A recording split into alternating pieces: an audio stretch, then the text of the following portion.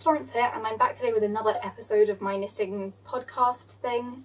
Basically, I'll be showing you all of the pieces of knitwear that I have finished recently, as well as what I currently have in progress, so some designs that I'm working on and things like that.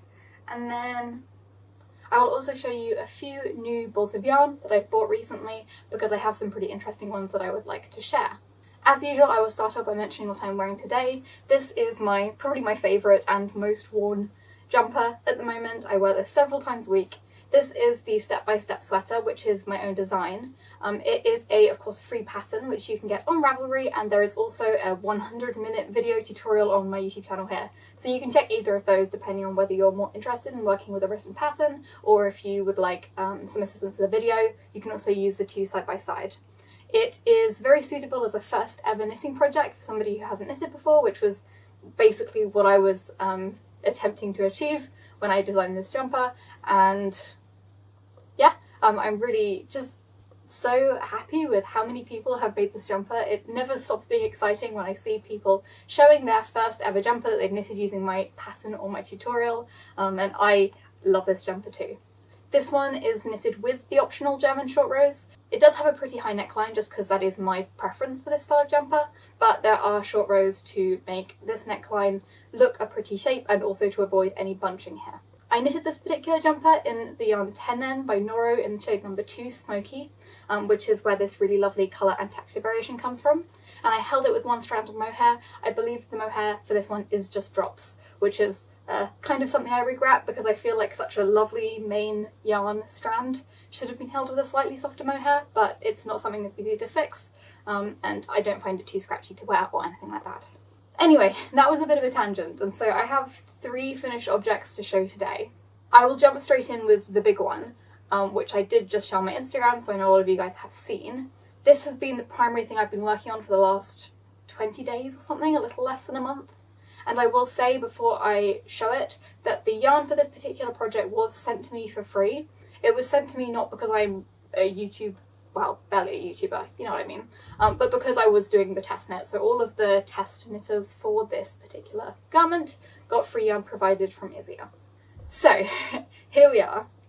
I showed this in the last episode where I had just cast it on, but I have been knitting absolutely furiously on this for the past few weeks, and this is the Mamba dress, which is a design by ullenknitwear. I think she's a pretty new designer. It's not her first pattern, but it's one of her first few patterns, and I had a lot of fun working on this one. Now, I have a lot to say about this, so I feel like I should sort of divide this up into topics so that I don't miss anything. I will first of all talk about the yarn, then I will talk about my experience knitting this particular dress, and then at the end I will talk about my final result and what I like about it and what I don't like so much about it. So, to start off, the yarn. The yarn that I used was 2 strands of yarn from Isager, both of which were sent to me for the test knit. I used 1 strand of alpaca 2, which I believe is a 50-50 wool alpaca blend.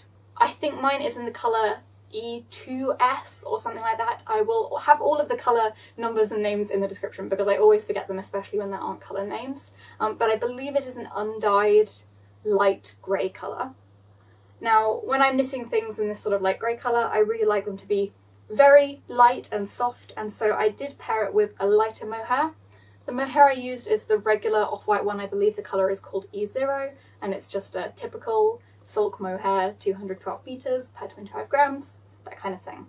So to talk about the yarn texture and construction first, I really enjoyed working with this yarn combination. The mohair is extremely soft. I would say that it is probably the softest mohair that I have worked with. It is a little bit softer than the Knitting for Olive, which is, I think, still my favourite mohair. I've mentioned this before, Knitting for Olive yarn is my absolute all-time favourite, mostly because I think their colour selection is just unmatched. They have a lot of colours, but they're also really well-chosen colours. And also because I really think that, and I am not an expert on this topic by any means, but I do get the impression that a lot of care goes into producing the yarn in as ethical and environmental a way as possible. With that being said, Isager is also a brand that seems to consider these things a lot, and their mohair is maybe a little bit softer. So if that's what really matters to you, I think they're quite similar in price. I would really recommend using this Isager mohair, and it is probably a mohair that I will reach for again. I think that holding the two strands that are quite different in colour together has given a really pretty effect. I like using lighter mohair with a darker main strand because I think it just gives a really lovely soft focus, sort of hazy look that I really enjoy. I don't think there was any need to be worried about the cables not showing up. I think they show up really beautifully, even though the fabric does look sort of slightly marled and the mohair does slightly sort of give them a little soft focus, ethereal look. I think it's really lovely. I have just grabbed the two different yarns so you can see what they look like. This is the mohair. It's just a yellowy cream colour, I would say. And then this is alpaca 2, the wool alpaca blend, which is definitely a light or even mid-grey. This is also very soft, and I will say I think it's quite thin. Like, I would describe this as a light fingering weight. It's definitely much lighter than a garment over there, knitting for Olive, or any of the sock yarns that I have over there. This is definitely very thin. But I knitted with these two held together on 4mm needles mostly, and the fabric is, I would say, not really transparent. Like, a lot of light definitely passes through it, but when I'm wearing it you can't tell what colour of bra I am wearing underneath or anything like that. I also think that the lightness is really lovely because this is a big garment, right? Like, this is a full dress, and I did knit the mini length, which is the shortest length. It's still a lot of knitting, and so I'm really happy with this yarn combination because I think that if I reached for something else, this dress could very quickly become very heavy. So yes, for reference, this is the size extra small. I believe this pattern starts at a extra small, so this is the second smallest size, and it is knitted in the mini length. Also, the pattern does include instructions for adjusting the length of the dress to your height. I can't really comment on that because I am pretty much exactly average height, so I just knitted it to the length that the pattern stated, and I really like the length of this. This dress is knitted bottom up, which is not my preferred way to knit pretty much anything. It makes it very hard to try on and judge how long a piece is going to be, and I think that for a mini dress like this, there is a pretty small range of acceptable lengths. Like, I don't know, maybe other people don't feel like this. I'm average height, but you know, I think a lot of people will consider me quite short, and I have quite stubby legs, and so I feel like a longer mini skirt sometimes isn't very flattering on me, but also I want to feel secure in it, and I actually think that this was a very well calculated length in this pattern, at least for my height. It is a very difficult thing to estimate because you're contending with a couple of different things. Firstly, these cables, they're effectively just rib, right? Like, these are 4-stitch wide cables with pearl stitches in between them, so it is just a big ribbing. And ribbing opens up with blocking and even more so with wear, and as it opens up, the length of the garment contracts. So as it opens up this way, the garment will get shorter. And I think that this is quite hard to judge because even if you block your swatch, it won't open out as much as it will when you're wearing a garment, especially if it is a more fitted garment. And then on top of that, because the dress is heavy and the longer you knit it, the heavier it is, it's also going to have a bit of a tendency to stretch out as you wear it. So you're balancing these two things. It might become a little bit longer, it might become a little bit shorter, how these two things work together. Plus it's constructed bottom up, so it's actually really hard to figure out exactly where the bottom of the armhole will sit. And I really just had to have faith in the pattern and just go, right, it's the length it says in the pattern. I'm going to split for the front and back panels. And it worked out perfectly. So I have a lot of respect for the designer for that. Obviously I've only worn this, well, I wore it yesterday for a full day, and I was walking about a lot. I went to the department, I went to my computer systems modelling example class wearing this dress, and it did open out a lot, especially around the thighs during the day, but the length didn't seem to change very much. So I guess the shortening as the cables open up is sort of counterbalanced by the weight of the dress pulling it down. That was a lot about length of knitted mini dresses. Anyway, I think a lot of people have looked at this and said, wow, is that not a lot of work to knit? And it definitely is a sizable project. I don't think it actually took me much longer, even in terms of hours of knitting rather than just the period over which I knitted it, than a jumper at a sort of DK gauge would take me. It's a little bit more fitted than the oversized jumpers I normally knit, and only a little bit longer. Obviously if you're knitting a midi or a maxi length, that is a little bit more of an ask, but I would say this was very comparable in the amount of time it took to a regular DK weight jumper. Additionally, I really enjoyed working on the cables. I I found that they were just complicated enough to add a little bit of interest. Also, when you're working on a piece like this, it really is easy to see your progress because every 4 rows you get to do another little cable twist and you can count how many squiggles there are, and so it really does feel like you're making progress and it makes it a very addictive knit. I knitted the underarm, from the hem to the underarm, in what, like 11 days or something? It was quite fast. That is in contrast to something like that stockinette scarf that I showed in the last episode, where it was a long tube and it was really hard to see your progress. You'd knit on it for like 3 hours and it would still just look like a long tube and there was no real indication of how much you'd completed, so that was quite discouraging, and I found this to be the opposite. The pattern is nicely written. I think when I talk about how the pattern is written, you have to bear in mind that I was doing this as a test knit, and also because I was knitting one of the smaller sizes, and I was knitting the shortest length, and I'm a pretty quick knitter, I believe I was ahead of all of the other testers, so any issues that come up with the pattern, I'm going to be the person who finds them. So I expect that if you buy this pattern when it releases, you'll find it much easier to follow than I did on this sort of first draft, especially written by somebody who I don't think English is her first language. I found it perfectly clear enough to follow. I wouldn't say that it's perfectly beginner friendly, not a great first garment, but if you've knitted a couple of things, I think you'd be fine. It's sort of beginner to intermediate maybe. It uses German short rows on the neckline to shape the front and the back of the neck, but other than that there aren't really any complicated techniques, I don't think. I should mention, because when I show pictures of me wearing this, you may notice that just here at the front there's a little crease in the neck ribbing, and it doesn't look great, but I wanted to make it clear that if you knit this and you follow the pattern instructions, you will not have this happen to you, okay? This is where my dress is just wrong compared to the pattern, and I'll explain why. As I said, I was ahead of the other test knitters, so when there was a tiny mistake, I was the person who spotted it.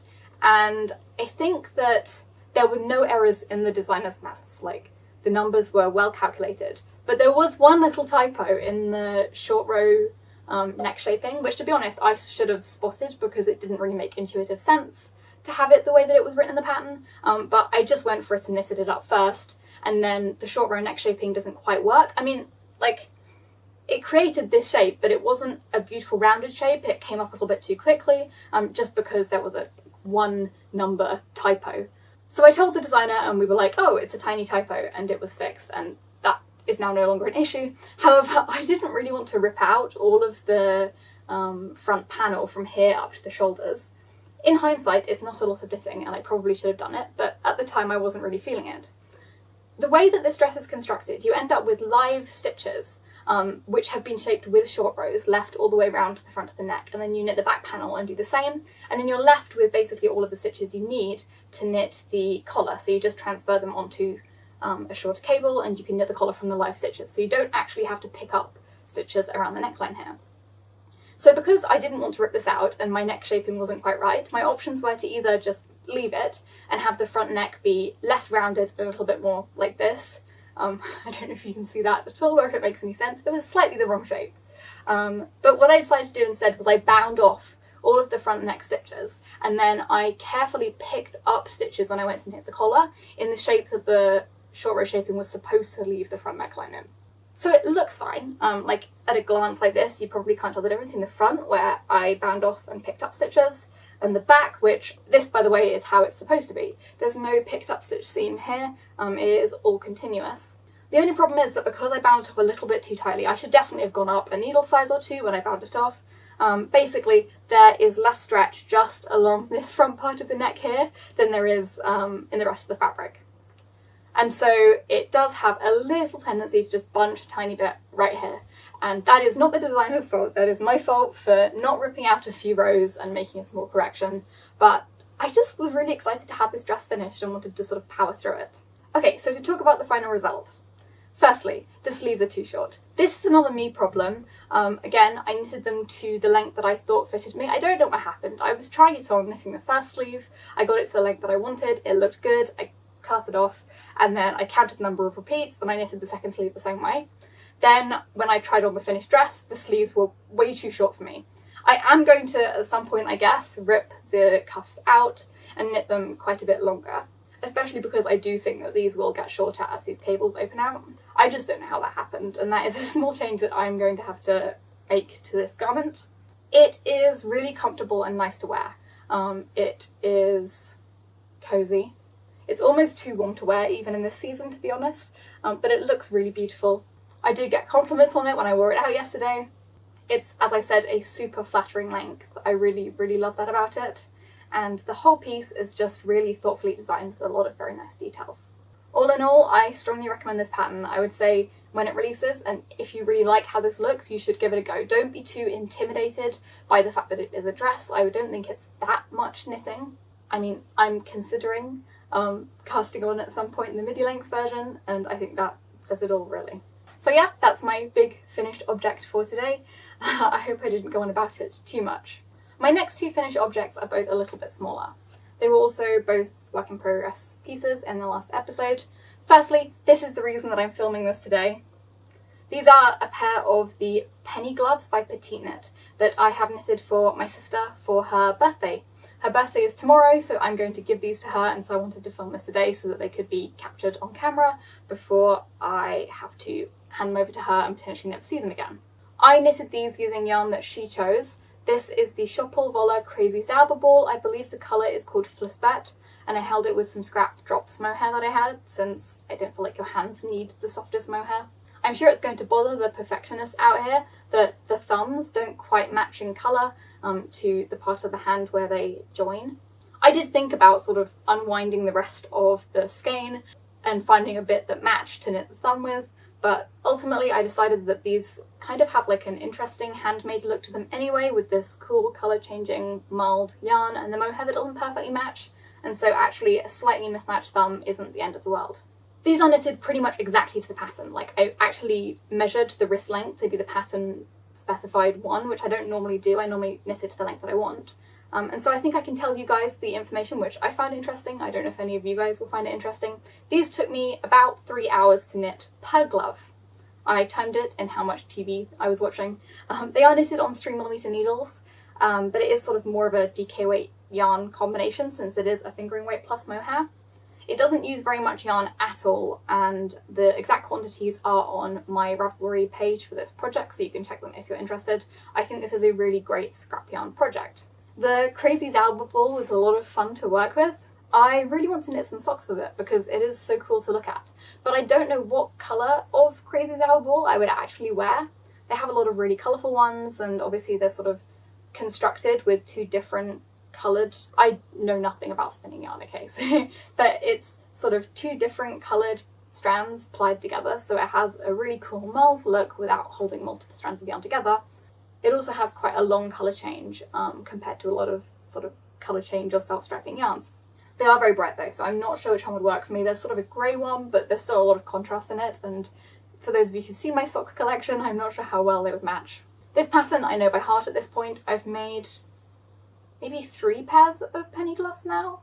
I have 2 pairs for myself, and yes, 1 pair for my sister. I think I've just made 3, but it is very straightforward.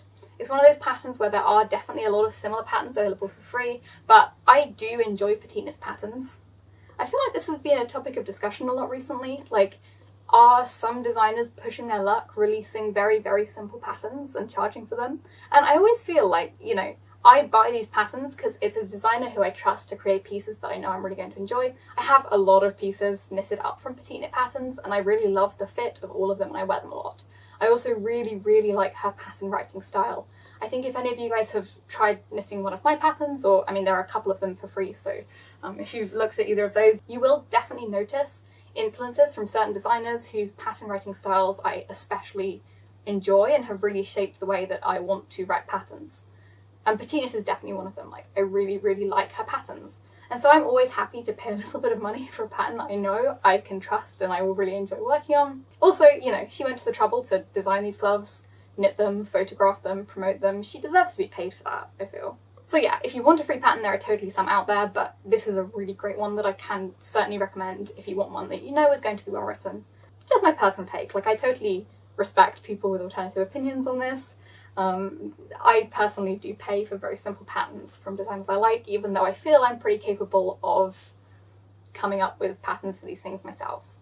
Sometimes I don't want to knit things from my own patterns that I'm making up because it requires a lot more brain power, and sometimes I'm just not feeling that. So yes, I will gift these to her this evening, I think. and I really think that she will enjoy them. My other finished object, I think it's just sort of tradition now. It has been a very, very long time since I last had an episode where I didn't have socks as a finished object. I sort of film one episode per pair of socks that I knit. This is the pair that was a work in progress in the last episode. This pattern is called Juniper and it is by Yuka. I'll get up a little bit closer so that you can see them. They're twisted rib with this interesting twisted rib moss stitch repeat on the leg. And they also have a contrast I-cord bind off. These look really sad and wrinkly when I'm just holding them here, but when they're actually on the leg and it's pulled tight, they look really neat and really nice. These socks are unfortunately in a little bit of a sad state since I have worn them, so they're a little bit misshapen and pilling slightly, and also slightly discoloured because this is a very light coloured sock yarn that I have been wearing inside my Doc Martens. The yarn that I use for this is Cascade Heritage, and I mentioned in the last episode the colour that I used is called Lunar Rock. I love this colour. I bought it thinking it was going to be a light grey or maybe a slightly bluey light grey. It's actually like a really, really pale turquoise, like so pale it's almost white and not too saturated. Somewhere between like a blue and a green and a grey and a white, and it's a really unique colour that I like a lot. This top edge, by the way, is just done in scrap opal sock yarn. I don't know what the colour is called, it's the pale blue opal sock yarn. This Cascade Heritage sock yarn is pretty soft. It's a superwash merino nylon blend and it comes in an absolutely massive colour selection. For those of you who prefer sort of self-striping or self-patterning sock yarn, there is a line of Cascade Heritage prints, which I believe is the same base yarn. They have some bright options and also some really pretty muted colourways as well, which I think I would totally use if I was more into knitting vanilla socks, but I'm not. It was pretty enjoyable to work with. I knitted these up on 2.25mm needles as usual. This is the largest size that the pattern comes in, which unusually for a Yuka sock pattern is 72 stitches, which is a lot of stitches. I like my socks to be quite large because I feel like they wear well when they're not stretched out too much over my foot. More on that when I show my work in progress. So especially for a ribbed sock, I do enjoy knitting them with 72 stitches, especially on 2.25mm needles. That's sort of my preferred rib sock needle size and stitch count combination. They're really cute. I enjoyed knitting them. They're really well written. I like these Yuka patterns where the stitch pattern on the foot continues all the way to the end of the toe. I always think that's a nice touch because it's a little bit more complicated and sort of an extra thing that I'm sure the designer had to figure out when they were writing the pattern, but it is much appreciated. These are constructed toe-up. I am so tired of knitting toe-up socks. I've mentioned before that I don't especially like knitting toe-up socks, or I don't mind the process of it, but I never like the finished result as much. I always find that the top edge flares out for me on toe-up socks, and I also don't like how the edge of the heel flap looks. I always knit socks with a heel flap, just my preferred fit and also for durability. So I really would like to knit some more cuff down socks, but when I see a pattern that I really love and it's toe-up, that isn't going to stop me from knitting it at least.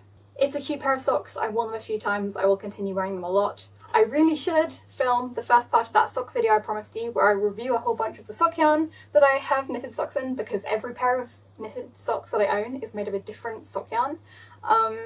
Maybe when I go home for Easter I will film that video for you guys and review like the first 5 sock yarns from my collection or something. Cute pattern, cute socks, very nice yarn. I would recommend it. Okay. I guess I'll do the sock work in progress before I move on to a bigger work in progress.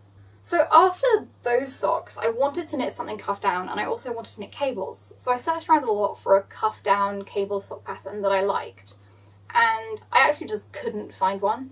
I guess I will sketch up some charts and design a pair that I really love next, but this time I really wanted to knit from a pattern. I didn't feel like coming up with something myself. So I ended up doing toe-up socks again. This is another pattern by Yuka, and these are the Humu Humu socks, I think. Now, this pattern, this is one of those sock patterns where the sizing is determined by your needle size and your yarn size rather than having different stitch counts or different charts. That can work really well, and I'm especially going to defend that in Yuka's patterns because there are always really detailed descriptions of exactly the gauge and the size of sock you'll get if you combine this weight yarn with this size of needle, and how long the gusset is going to be. Like, they're really well explained, and I think that justifies using that as a way of creating different sizes. However, I wish the stitch count on this was slightly different. The only stitch count for this sock that the pattern provides is a 56 stitch count, which I consider to be quite small. Like, I would maybe maybe be able to wear like a 56 stitch sock if it's on 2.5mm needles, and especially cuffed down. I always find it harder to get toe up socks on for the same stitch count. But I knit pretty much all of my socks on 2.25mm needles, and I just don't think I can wear a 56 stitch sock knitted on 2.25mm needles. So I still wanted to knit these socks. I first off picked this yarn. This is regia, I guess, it is German I think, premium merino yak. It's a merino nylon sock yarn with I think about 10%, like a small amount of yak content in it. The colours are really pretty. I got this one on sale. I think it may be because the colour is being discontinued because it was just this colour on sale, but I'm not too sure. It's a very round yarn that I think would make cables really beautifully shaped and they'll stand out nicely. Obviously a darker colour, but I think not so dark that cables don't show up well. And I would definitely say that it is thicker than some other sock yarn. Like, I wouldn't say that it's a sport weight, it's definitely a 4-ply, but it's a little bit fuller and a little bit thicker than some of the other sock yarn that I have used recently, and so I thought it would be a good candidate for this particular sock. Also, I am knitting it on 2.5mm needles. As you can see, these are not my Chiaogus. I don't talk about needles very much on this channel, I don't think. Basically, I have one set of interchangeable needles that are from CNet. It is very expensive. Actually, it's from a couple of different sets that I've sort of put together. They're all bamboo needles and I use them for literally everything. The only other pair of needles that I have bought in the past couple of years, well, I bought another pair and got rid of them because I didn't like them and then replaced them with this pair of Chiaogu sock needles. They're metal needles, 2.25mm on an 80cm cable, which is my preferred sock knitting needle, and I use them to knit every single pair of socks I make pretty much. So because these are on 2.5mm needles and I really couldn't use the Chiaogus, I'm having to use my interchangeable C-knits, which do go down to 2.5mm, which is cool. But especially with these quite tight cables, I do get a little bit nervous knitting on bamboo needles this thin. It feels like I'm knitting really precariously on skewers and it stresses me out a little bit. And yes, the cables on this sock are really tight. So this sock is kind of cool because each sock is asymmetric, but the pair are symmetrical, if that makes any sense. So the other sock, the cables will be a mirror image of the cables on this sock, and it means that the big cable is off-center, both on the front and on the back. These cables are beautiful and I really like that as a design feature, but some of these cables, like some of them are 2-2 left cross or right cross on alternate rounds. So you'll have a round where you'll do the cable and then a round where you just knit the stitches. And that's really quite frequent for a 2-2 left cross kind of cable, so it's really tight to knit, especially at the start of the half of the round, since I'm doing it on Magic Loop. Those stitches are really reluctant to be cabled, and I'm not using a cable needle, so I have to be very careful because the minute I drop them off the end of the needle, they want to ladder down and unravel. So it's a little bit of a tedious knit, and I do think it hurts my hands a little bit more than I would like it to. I mean, ultimately I just need to buy another pair of the Chiaogus one size up for knitting socks like this, and maybe also a 3mm pair because I use 3mm for my DK weight socks. I have tried it on and this does go over my foot. It fits okay. It's a little bit of a wriggle, and also the fabric is much more stretched out than I would like it to be, which I worry will mean that this sock will wear through faster than it would if it was knitted with a larger stitch count. You may be wondering, Florence, you have written sock patterns. Why don't you just adapt this pattern slightly so that there aren't 56 stitches? And that is a very reasonable thing to think. Sometimes I just like following patterns and I don't want to think about it. I just want to follow the pattern, and I really am very stubbornly knitting this, even though I know it won't be my perfect sock. Anyway, the cables are beautiful and I think it will be a really pretty sock even if it is slightly stretched out on my foot. It's just not a big deal, and I'm having a lot of fun working on it. Something I especially like about these cables, other than the arrangement, is that they all fit into an 8-row repeat. Basically, like, you know, sometimes when you're knitting cables, some of them have a chart that's a little bit longer than another in terms of number of rows in the chart. And so when you are working on it, if you can't judge when to cable based on reading your own knitting, you have to sort of keep different counts for what row of each chart you're on. Because these all fit perfectly into an 8-row chart, you just have to count to 8. And it is also a very easy pattern to read if you don't want to look at charts or keep track of what row you're on. They're beautiful. All Yuka sock patterns are beautiful. I don't know what to tell you. I just wish there was a 64 stitch version at least. Okay, I will show you my big work in progress now. I have to be very careful with this one because there are a lot of balls of yarn attached and they are going to tangle if I sort of mishandle it. So this is one of my own designs in progress. I sketched this jumper, like May or June of last year. I've had the drawing sitting there. I bought the yarn around the same time last year and I just haven't got round to casting it on until now. In fact, I think I even did all the stitch counts for how I wanted to construct it back then as well. That's just sort of my thought process with patterns. Like, I tend to grade it roughly into my size but also into other sizes, just as a sort of proof of concept to show that I can make it work for other sizes before I really commit to it. And then I sort of regrade it once I've knitted the sample up with any changes that I made and just a bit more carefully and in a bit more detail. So yeah, all of these spreadsheets with numbers in have been sitting here since last summer and I finally cast it on. If I get up a little bit closer to show you, this is a really low contrast colourwork raglan jumper. There isn't really very much to show of it yet, but that's what it looks like. So this colourwork is only 2 colours, but both colours are held with silk mohair. As I said, I really like a sort of soft, dreamy look to my knitting, and mohair colourwork really does that for me, especially this sort of blue and white, low contrast, really soft and unsaturated low contrast mohair colourwork. I love how this is looking. It is exactly what I hoped it would be. The yarn that I'm using is Knitting for Olive. It's all in here and the balls are carefully arranged so that they don't tangle each other as I pull yarn out. I believe the colours are cream and I think it's called soft blue. This blue is my single favourite colour of yarn that any brand has created ever. I knitted a camisole in it last summer. I love it so much. I will definitely use it again, but it was definitely the perfect thing for this jumper. The colourwork in this is pretty easy. Obviously the floats are all tiny, so that's quite fun, but because I'm an English style knitter and I don't like knitting continental, I'm definitely a little bit slower when it comes to colourwork.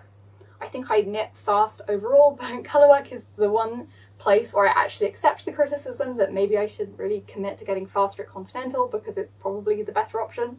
I don't knit colourwork frequently enough for that to bother me though, I don't think. So when you look at this, you'll notice that I haven't put the collar on yet.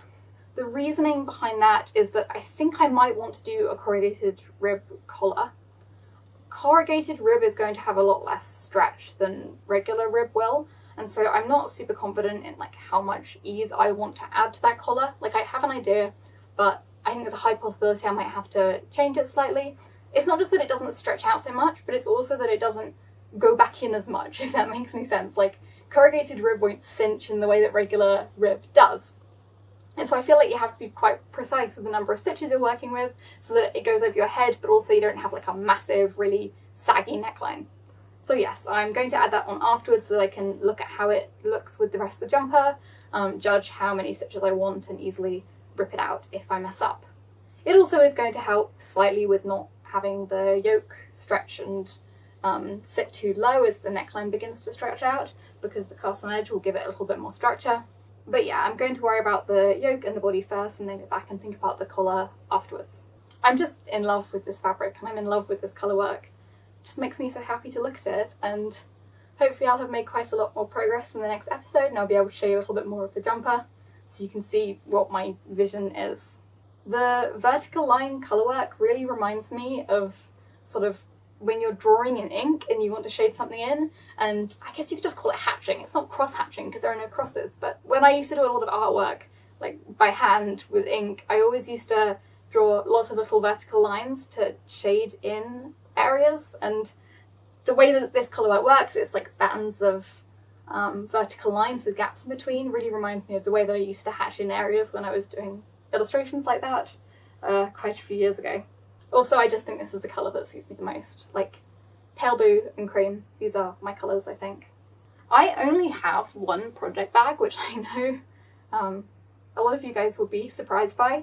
I'm a pretty monogamous knitter. Like, I tend to have one big project on the go, along with maybe a couple of smaller side projects like socks or gloves or whatever. And so I only really need one project bag because my socks just sit about, so I can pick them up easily whenever I need to. But I actually think a second project bag would be really helpful for this, so that I could put the balls of yarn in one colour in one bag and the balls of yarn in the other colour in the other bag, and then they're not going to tangle up. So yeah, this is done with 1 strand of silk mohair and 1 strand of the fingering weight merino from Knitting for Olive. I don't think I can say that much about it since I don't have very much, but there'll be more to come on this in the future, I'm sure. Okay, I'm going to finish off by talking about some yarn that I picked up. I'll start off with these sock yarns. I ordered a couple of sock yarn options to try because I know a lot of people don't like using the classic superwash wool and nylon blend because either they're concerned about the environmental factor, the process of manufacturing superwash yarn isn't necessarily the most environmentally friendly, and also nylon is plastic. I think a lot of people worry about microplastics and things, and I know a lot of people also just don't like the texture of superwash wool, so I was looking for sort of interesting sock yarn to try. I don't like knitting socks with 100% wool just because I'm worried about the wear on them. I pretty much always knit my socks with at least some nylon content in the yarn, so I was really intrigued by both of these. First of all, I've taken the label off this because I actually started knitting something with it and then ripped it out. This is Isager sock yarn. I got this on sale because I believe they're transitioning from using 100-gram balls to 50-gram balls, and so the 100-gram balls were on sale. I believe this is pretty expensive if you buy it full price, like £15 maybe, £18, quite a bit of money. But I got this on sale for $12, which I think is fairly reasonable, a little bit more than a lot of the other sock yarn I've tried, but it's fine. This is, I think, an alpaca and wool mix. I want to say it's like 40% wool, 40% alpaca, 20% nylon. The nylon in this is all recycled, so that's kind of cool. They say new plastic isn't manufactured to make this sock yarn. And also the superwash treatment on the wool and the alpaca is, well, they didn't call it superwash, they call it easy care, and apparently, I don't know a lot about it, it's much less environmentally harming. So yeah, I thought it would be interesting to try. It's really soft, it's really beautiful, and I can't wait to knit some socks up with this. Colour's a little bit more vibrant than I usually go for, but it is a pretty blue. And then the other one that I picked up is this one from Kremke Soul Wool. This is the Edelweiss Classic 4-ply sock wool. This one I picked up because it does have nylon in, so I really trust it to hold up well, but also it is non-superwash, which I thought was interesting. Interestingly, there's a sticker on the label of this that's been stuck over the old label, and the old label, I believe, I was trying to read through the sticker what it says underneath. I think it was superwash originally, and now it changed it to be non-superwash. It is made of non-superwash wool and recycled plastic bottles, which I thought was really cool. I will just note, if you look this yarn up, most of what comes up is another Edelweiss sock yarn by Kremke Soul Wool that has alpaca in and is quite a lot more expensive. This was actually extremely cheap. I think this was £7 for 100 grams, which makes it one of the cheapest sock yarns I've ever used, other than, you know, drops. I'm really excited to try this out, and if you are looking for a hard-wearing non-superwash sock wool, I think this one might be a real possibility. I picked up one more sock yarn, and this one is probably very familiar if you guys have watched this channel before. This is Rico Superba Alpaca Luxury Socks, and this is a bit of an odd one. This yarn is incredibly beautiful, and I'll just get close so you can see how fluffy it is. It's fascinating. It is 62% wool, 23% polyamide, and 15% alpaca. I have used this yarn before. My petite knit Ingrid sweater is knitted with this exact yarn in beige, held with a lace weight merino. I can confirm that this yarn sheds fluff horribly. This amazing fluffy halo just disappears. Ultimately, it is really beautiful though, and I did want to test it out for knitting socks for my sock yarn review video series because it's definitely a little bit thicker.